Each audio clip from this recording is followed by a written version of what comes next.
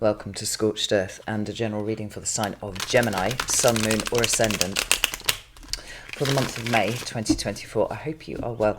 I'm using the Tower of the Abyss for you today.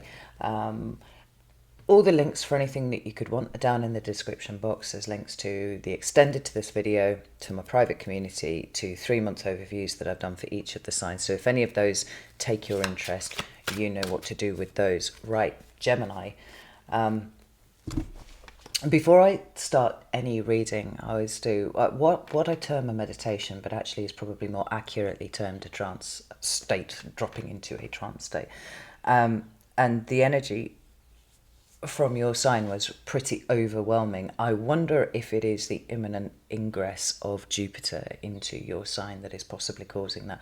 Maybe, but it feels like there's a sharp upward spike of not just your energy, but something else as well. I'm hoping the cards are going to give me some sort of indication as to what that is, because it really was pretty sharp and in an upward direction. So let's have a look. Let's switch this around and get stuck in, because I'm impatient to find out what this is for you. Tell me what's going on with Gemini. Can I have 3 cards for Gemini, please? So we have the Ten of Swords this way around for you, for your recent past. Current energy, please. 5 of Wands, sideways 2. What's coming towards Gemini for May, please? Well, I've got goosebumps. I don't know if the camera's picking it up. Probably isn't picking it up, but I've got goosebumps. We have the 7 of Pentacles at the bottom of the deck, and what I'm seeing here is a shift out of what has been probably very accurately characterized by a 7 of Pentacles energy for you, which is things just not being quite like you want them to be. Often when the 7 of Pentacles comes up, like, because it's a card that suggests to me that there's something about the environment, something that you find yourself in that just isn't fucking working for you at all. But often we don't know what it is. We can't pinpoint it with the kind of accuracy that we need in order to change it. Or we can do that, but as things stand, the cost-benefit analysis is still kind of up in the air. We're not quite sure whether the juice is worth the squeeze, if we can put it that way. When that card shows up in the reverse, I feel like not only have we identified what the thing is, we are now ready to take the steps to rectify that in some sort of way. But I feel like this works very well with as a an underlying energy when we see these 2 cards here, your recent past and your current energy, because no Gemini that I've ever met has shied away from confrontation. Let's put it that way. Not to say that you're aggressive or anything like that, but if anything has to be said, if a situation has to be sorted, Geminis are pretty fucking good at finding not only the solution to it, but pulling people up when they are causing the problem. Right? But there's something that is slightly fuzzy around the edges of what the problem actually is, and that's why it's been an issue. This is why the Ten of Swords is lying down sideways. This is why the 5 of Wands is lying down sideways.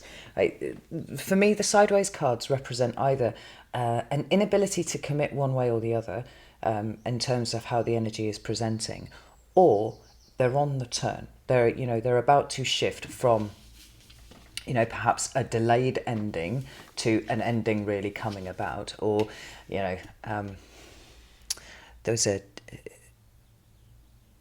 James Bond film, which one was it? I can't remember. It's the one with Elliot Carver in, right? The media mogul who's creating all of the wars. And it was a bit of a joke to me and my friends when we were, back in the day, when I was very, very young, when that film came out, because on one of Elliot Carver's submarines, there was a peace war button. And it became a thing, like, flick the button from peace to war. That would be peace to war, right there. Or vice versa, war to peace. Anyway, this is somewhat in the intermediate stages between peace and war, and it feels very unsettled. I think that's the thing that I want to really draw your attention to here. Maybe there's been a bit of a restlessness around what is wrong, and things aren't quite wrong enough, they're not quite uncomfortable enough for you to make a sudden shocking change of direction and go, fuck this, I'm done, I'm out. But at the same time, there's this rising sense that there's a time limit to how long you can tolerate things being the way that they are. Now, it's interesting, we've got the Nine of Swords is sitting right at the bottom of the deck here, which is a Gemini card, and definitely speaks to overthinking or a loss of perspective or something like that. But we're going to shuffle it in and get some clarifiers out on the table here. Tell me about the Ten of Swords, Lord. Well, I'm not taking all of those. I think we can just agree that that was me being cack-handed there. Or maybe, Gemini, you've got a lot to say. Who knows? Right, so we have Knight of Wands, which is Sagittarius, and we have the Hierophant in reverse. Tell me about the Five of Wands, please. Oh, more. Oh, I don't even know which way they were supposed to come out, but let's assume that they're coming out like that, which is all over the shop. And tell me about the Nine of Cups, please. Thank you. We have the Queen of Pentacles. Just very grounded, nice energy. Oh my life, Gemini, what is going on with this? It's like 15 cards coming out every time. Right, Nine of Cups. Nine of Cups. Right, this I like very, very much. And it's very much in accordance with what I was talking about right at the beginning, feeling that really sharp upward turn. But I think that things have to be pushed to a level of more discomfort before you get there. It feels, there's the Three of Swords at the bottom of the deck. It feels a little bit like you've been kind of circling the drain on a particular situation that needs resolution. And you know that it needs resolution, and it gets so far up in the tension. And then there's a dissipation of the energy, but it never goes quite back down to a nice normal baseline. In fact, the baseline is moving up each time. And so it's not quite come to crunch point yet, but it's certainly not very comfortable, and it's becoming increasingly more uncomfortable. Now we've got all of this good stuff over here, and in fact even the Tower I would say is a good thing over there. But like I said, this discomfort needs to expand a little bit more before you get to the point where you realise that you've had enough, and whatever it is that is ailing you, whatever it is that now feels incredibly uncomfortable, gets some sort of resolution. So let's start over here with your recent past. We have the Ten of Swords, and this is exactly what I've been talking about, right? We don't quite have that crunch point where something has ended in, you know, a complete state of finality, not going back to anything. There's a, whether it involves walking away from a situation or a sort of aggressively renegotiating a dynamic. I think that's an interesting kind of feel to it here. It does not feel like you, Gemini, are walking away from a person, a relationship, a situation, and being like, you know, just setting fire to it and walking away. It doesn't feel like that. It does feel, however, like you're coming to the end of a stage where things have been the way that they are, and there's a possibility of a continuation. I feel almost certainly a continuation, but it's renegotiated. Like the rules of engagement will need to be renegotiated in order for that to happen, because, you know, this is a delay, this is a block, this is it actually happening. That's my Malinois singing right there. As she does. She screams, actually. She's a screamy dog. She's very young. That's what she does. And she's a Sagittarius, which I feel probably contributes quite a lot to that. Anyway, we have it here being that, ooh, we're going up so far and then we're coming back down. But like I said, the baseline is moving each time, so that, you know, there is a consistent level of tension that has been experienced for a protracted period of time. We've got the Knight of Wands who's showing up sideways, which feels like an indecisive energy. Like, what do I do about this? Excuse me just a moment. I'm just going to have to go tend to my Malinois. I'll be right back. Sorry about that. My partner had come back and I didn't even know. She was screaming in welcome. Anyway, Knight of Wands feels like an indecision. So the Knight of Wands is associated with spontaneity, right? And making very quick decisions and pivoting actually really very fast away from things. It's quite a non-committal energy, and it's certainly not an energy of taking things with you or dragging anything with you. Again, if these cards were in the upright like that, it would feel much more decisive and it would feel much more like a clinical ending of something. And you'd be like, fuck that, I'm off. But we don't have that. We have this sideways thing. So there's a lot of galloping around. There's a lot of something needs to be done. Something needs to change. And it's almost like things get have got close to a flashpoint. And then there's been some sort of de-escalation of that. But because the baseline keeps lifting each time, it's like there hasn't been a corresponding sense of satisfaction that something has been resolved as a result. And we see that there with the Hierophant too, because the Hierophant is all about stability. He's about a lot of things, actually. He can be about the family unit. He can be about the institution of marriage, but it can be about wider societal institutions too, and societal hierarchies and whatnot. But ultimately what it comes down to is that sense of stability, the things that have lasted for a long time and we assume will continue for a long time too. When he shows up in the reverse, there are rumblings, like things are not standing as firm as they once were. And whether this is a family situation, a friendship situation, something going on at work, maybe, on a bigger scale, just your level of comfort with the society that you live in at the moment, because that is a particularly pressing consideration for a lot of people, I know that. Whatever way round it is for you, thematically, it's that instability where you recognise that the baseline is actually just tense. It's been tense for a long time and it does not appear to be shifting in anything other than a more tense kind of direction. Now let's get the Wild Unknown out here and just see if it's got anything else to say about this. Ooh. Seven of Wands, which is Mars and Leo. I think there's a certain combative energy to the Seven of Wands, as indeed we find in the Knight of Wands, but it feels like it's indecisive. It doesn't have a direction. It doesn't have... I wouldn't say that it isn't that you don't have all of the information that you need to make the decision, because actually we have the Judgment card sitting at the bottom of the deck here. That would suggest that you do, and that a decision needs to be made. But again, as I keep saying, the discomfort needs to be at such a level that it flips the cost-benefit analysis of staying where you are.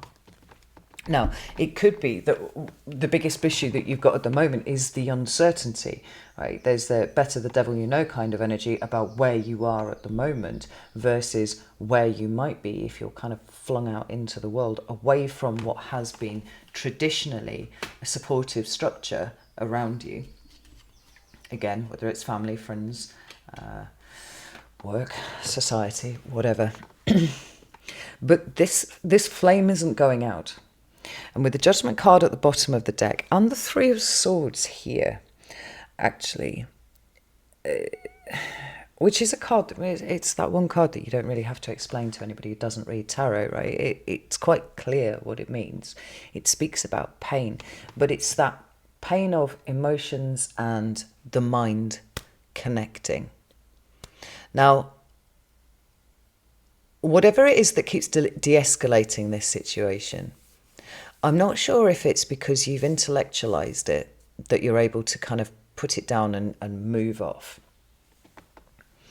or whether there's a flame of something that feels more like hope that's kind of burning in the background.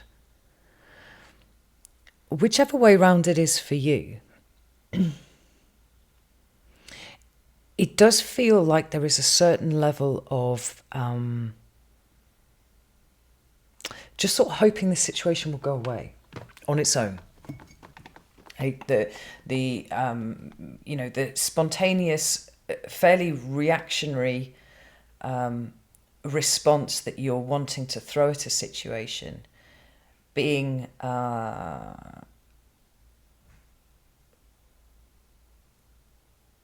easily de-escalated.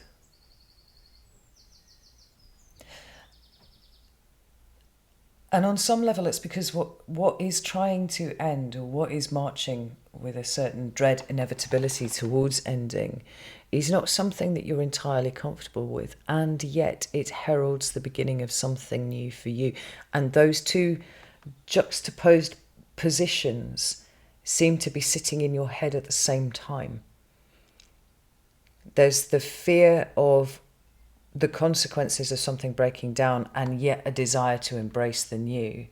But there's also a fear of the new, and a hope that whatever has been a supportive structure for you will continue to be so in the future. And it's that bubbling uncertainty that seems to be keeping the cost-benefit analysis on staying where you are versus pinging out into the world.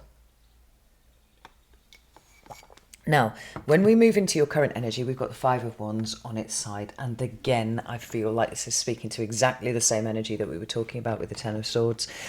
It's not all out war all the time, but neither is it peaceful, and neither is anything getting properly resolved, because I think it's probably a little bit simplistic to refer to the Five of Wands as in reverse as peace. More like it's the process of working through whatever it was that made you go to war in the first place, right? So we'll be talking about the resolution of conflict rather than peace itself, which is really important and something that we all need to learn to do, because it helps us grow as people. And it's fucking exhausting going to war all the time. As the chap who wrote The Art of War, Sun Tzu said, if you're not under threat, don't go to war. You're not under active threat consistently all the time, but it seems like it's got a rather spiky profile, and sometimes you are, and it feels like it's very, very threatening indeed, but then it de-escalates and you're like, okay, well, maybe it's fine. But that new baseline has been established each time. It's a little bit higher and a little bit higher. Now, we've got the Magician in reverse, we've got the Nine of Swords in reverse, we've got the Ace of Pentacles in reverse, and we've got the Tower. And this energy really is kind of all over the place, Gemini. Like I said, we don't have active conflict resolution, but we don't have consistent, persistent conflict either. It's bubbling away in the background. And I think every time there is a de-escalation, it's actually feeding the resentment a little bit more. That's how it feels to me, right? So it's garnering momentum and it's garnering density, until such point as it is going to pop. And I do feel like we're at popping point here. We've got the Tower and we've got the Judgment card. I would not be surprised, underneath the Judgment card, we've got the Four of Wands and the Six of Cups, whether there's a family dynamic here that's like a kettle on the stove that's starting to just, you know, when they whistle, but they don't whistle cleanly straight off first time. There's a little and then it's building and building and building until it can release a consistent whistle.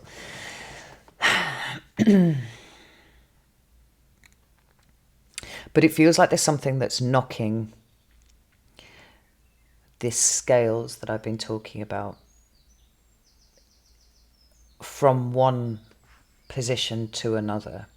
We've got the Magician in reverse and we've got the Ace of Pentacles in reverse. And if we can look at those two first, both of them have an initiatory quality about them, right? The Magician is about active manifestation of the things that you want to do, the things that you want to create with your life.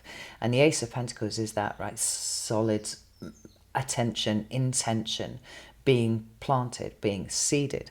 Now, with them both in the reverse, we have somewhat of either, and there are two different ways of looking at this, and I want to go through both of them, because I think it's as likely as not that one or other of these are going to apply.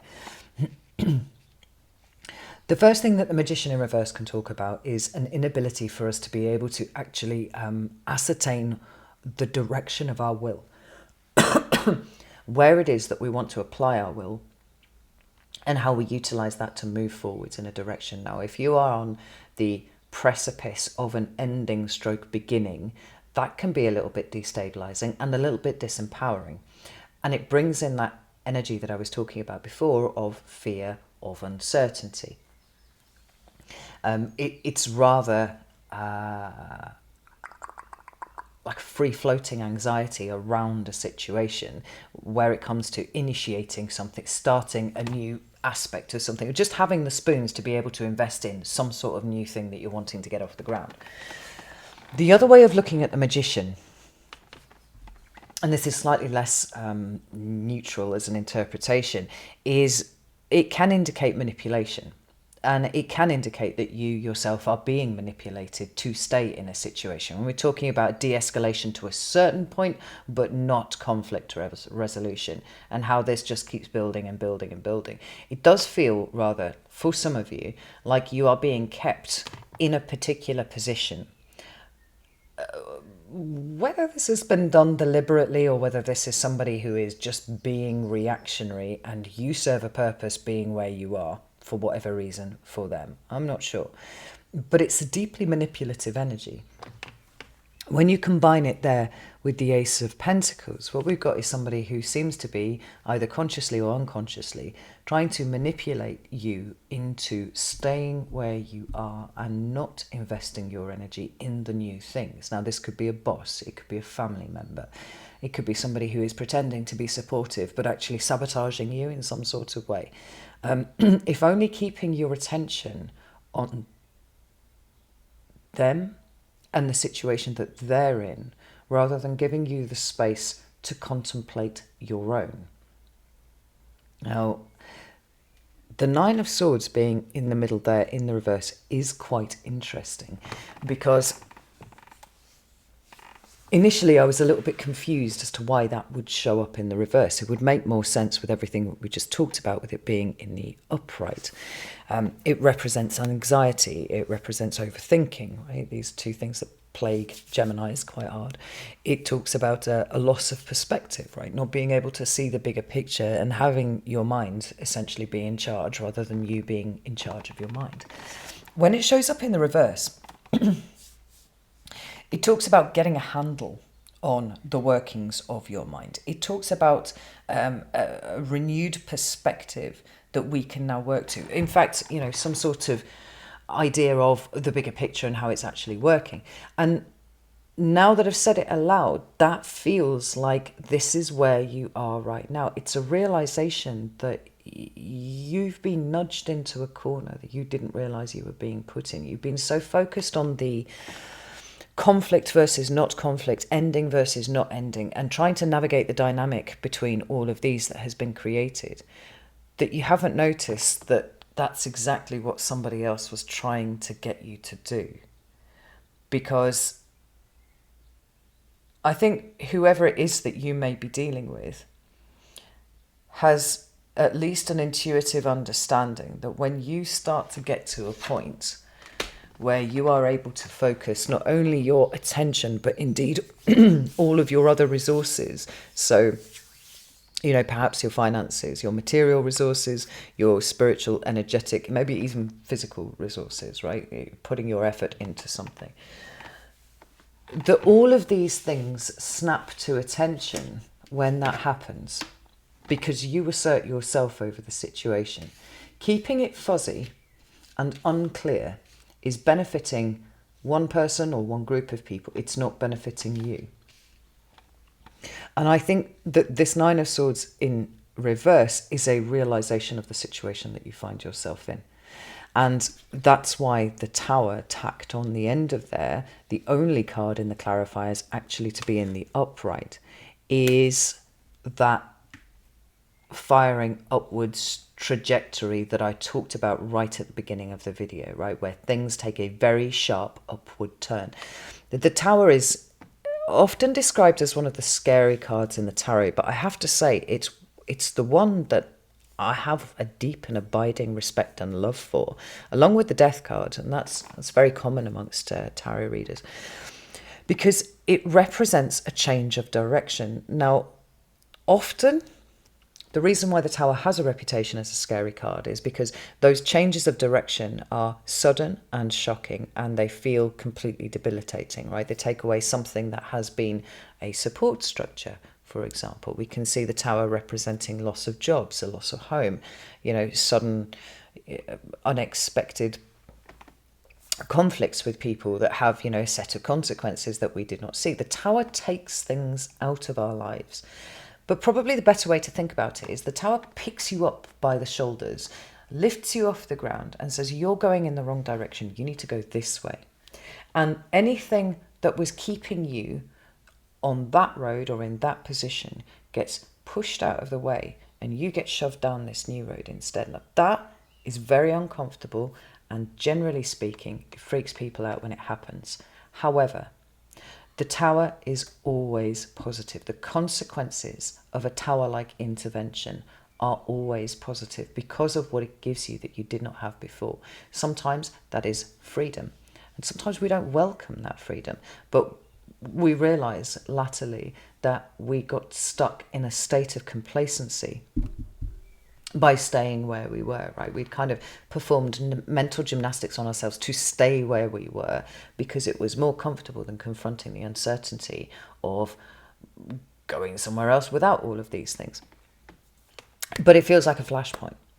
So in your current energy here, we have not only that escalating tension, which is coming back to a baseline that seems to be rising each time, but we are coming to crunch point. We're coming to the point where something big is happening here that is releasing all of the tension at once.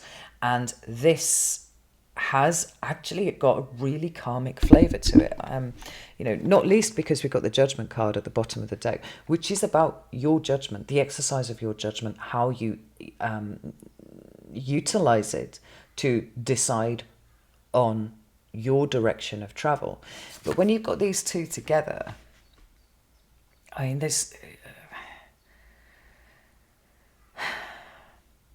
it feels like a massive kick up the arse, Gemini, where all the fuzziness, and bear in mind we have Neptune at 29 degrees of Pisces at the moment, so I don't know how anybody's managing to think straight, because it is a powerful planet of illusion and confusion and dreamy sort of all sorts of things, really. It's not a planet that's particularly associated with reality, so everybody's kind of struggling under that influence at the moment. Tell me about this Queen of Wands and the Queen of Pentacles, again appearing at the bottom of the deck here. There are all sorts of things that are starting to make sense to you, and in light of those, it's like those things that are seen cannot be unseen. Once you see the level of manipulation, right, keep you fighting against this thing here so that you don't notice that somebody's actually pulling the strings and keeping you where you are. Maybe got a little bit too focused on the detail of a situation and missing the bigger picture of it all. Once you see this, I feel like it's kind of boom time. Now, I think because of the unsettled energy that you've been in for quite a long time, there's a distinct possibility that part of the discomfort in you is coming from that knowledge that nothing is being resolved properly, that the baseline has shifted, but also this sense that maybe you've been antagonistic, like maybe you've been causing the problems, maybe you've been doing all of these things, right?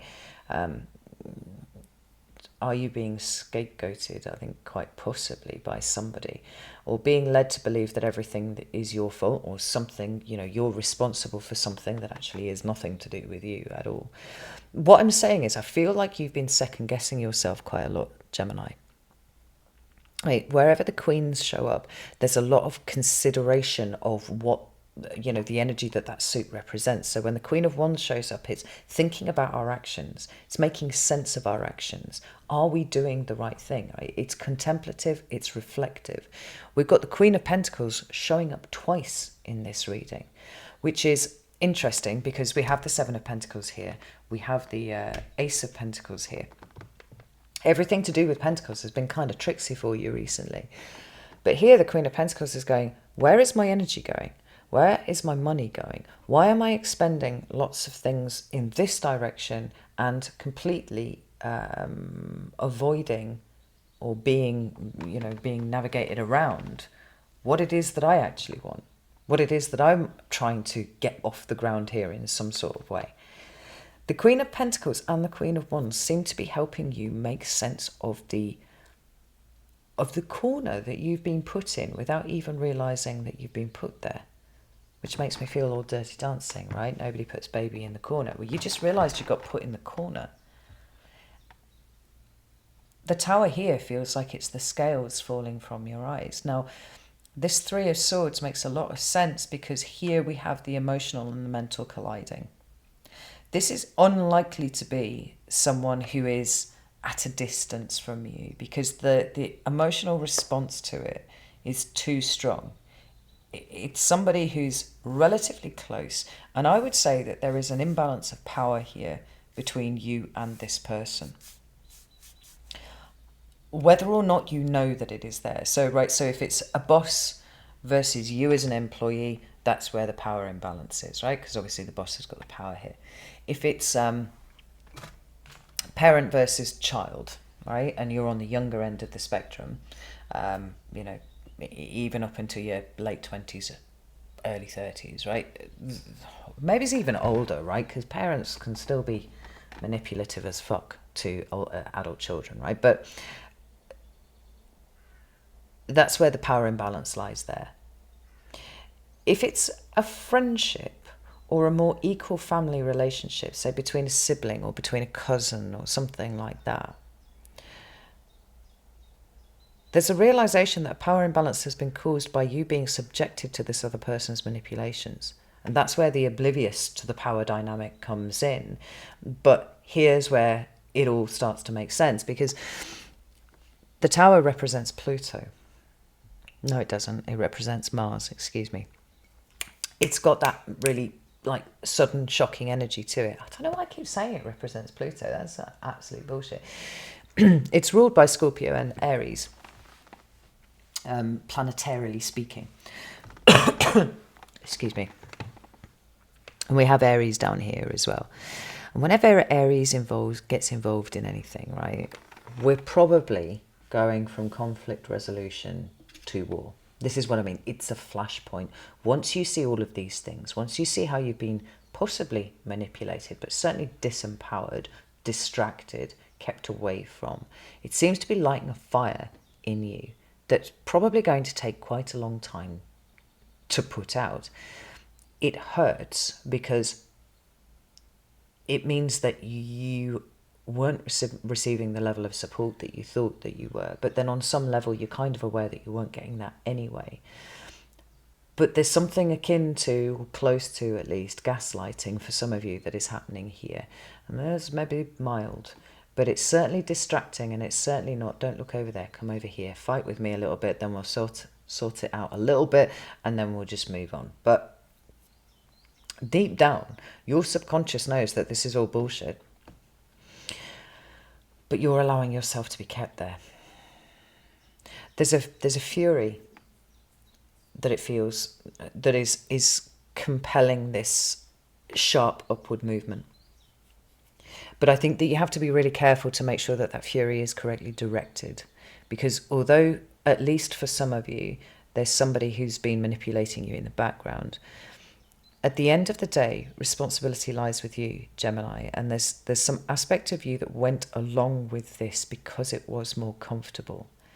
And I think some of the fury, or some of the, at least the flash of emotions that you feel, is irritation with yourself, anger with yourself, for being subjected to it, allowing yourself to be subjected to it, and allow yourself to be kind of guided by the nose on this one. And again, I think it comes down to this fear of uncertainty that seems to be rippling right the way through this reading. Obviously, in your current energy, this is all changing. And what we've got coming towards you for the rest of May is something entirely different. So we've got the Nine of Cups in the upright, very welcome indeed. We've got the Queen of Pentacles, the Strength card, and the Lovers. Which is your card, Gemini? So not only a powerful card in its own right, but when it's showing up in a Gemini reading, it's really bringing the beef. It's bringing the big guns, because it's talking about your identity, as much as anything else. So the Nine of Cups, again, cards numbered 9 for me, represent the way that we manage whatever suit they are talking about. So in this case, we've got the Nine of Cups, right? It's how you manage your emotions. But it is also your highest hopes, goals, dreams, aspirations, even contentment, right? The level of contentment that you have with your existence at any given point. The Nine of Cups covers all of that. And we have the Queen of Pentacles, we have the Strength card, and we have the Lovers down here. The Queen of Pentacles, showing up twice, is about where your resources are going. Now remember, I see the Pentacles as energetic currency. So it's anything that's capable of being invested by you becomes a Pentacle. Your time, your care, your effort, your money, your love, your effort, your attention, right? All of these things are Pentacles to my mind. And the Queen of Pentacles is saying, where the fuck have these all been going? How do I pull them back to myself? Where have I been rising to, taking the bait each time, being led by the nose without even realizing that I was doing it? And how can I stop that? How do I stop giving people what they want so it takes away from what I want, right? The Queen of Pentacles for me is also about the act of self-care, right? How we look after ourselves, how we nurture ourselves, how we invest in ourselves, and how mindful we are of where any of our pentacles are going at any given time. A really good example of where a lot of people's pentacles get leached is social media, right?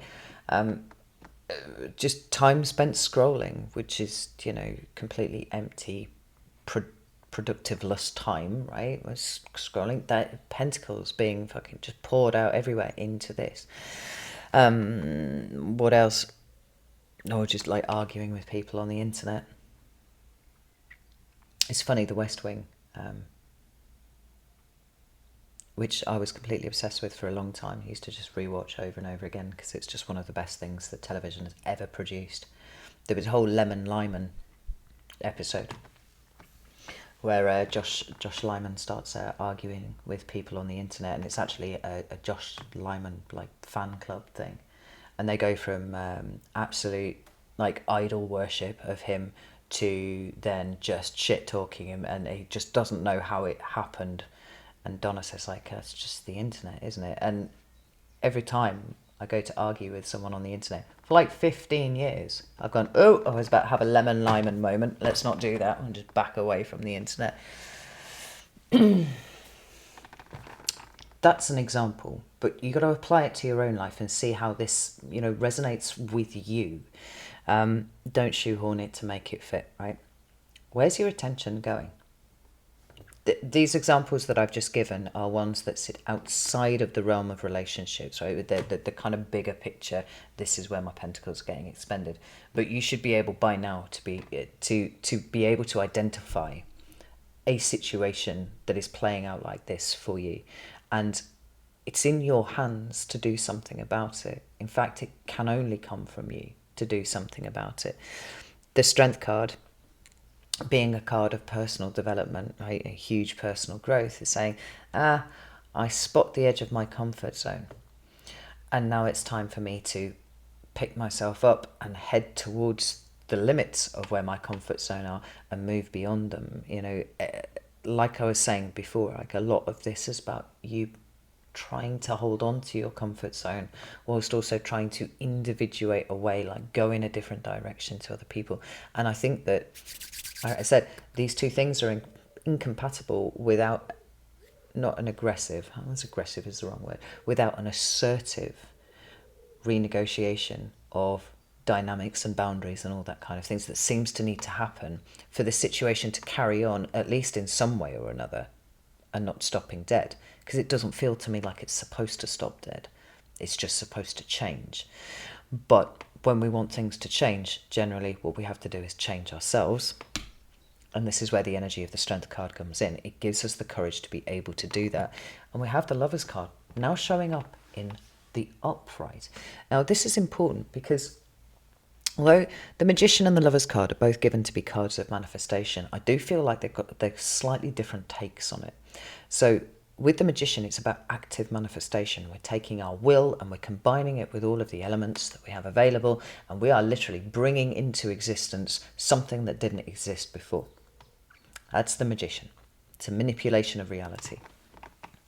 When we come to the Lovers, because the Lovers is about union and harmony and bringing things together, what we've got is more of a passive alignment that is occurring, where the other part of the equation is the universe. Right? That's how we get to conscious co-creation. It's like the universe wants something from you, and you allow yourself to change into the kind of person that will do things. You've got to get into alignment with the universe. And all of this happens from an internal place. 9 of Cups. It's all about you realizing that there's been an emotion that's been playing out here that has contributed to the sense of discomfort, but has been exploited by somebody relatively close to you for their own gain. Or certainly, not the furtherance of your goals or dreams or anything like that. This month heralds a turning point for you, and I think it's May the 25th that Jupiter goes into Gemini. It's going to be there for roughly a year.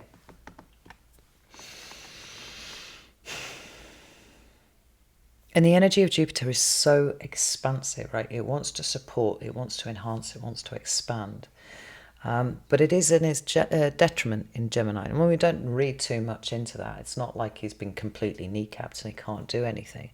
But things get a little bit chaotic, I think, when you have a sign that jumps around quite so much as Gemini does, and then a big expansive energy coming into that, making the bouncing around even more, violent and unsettled, possibly.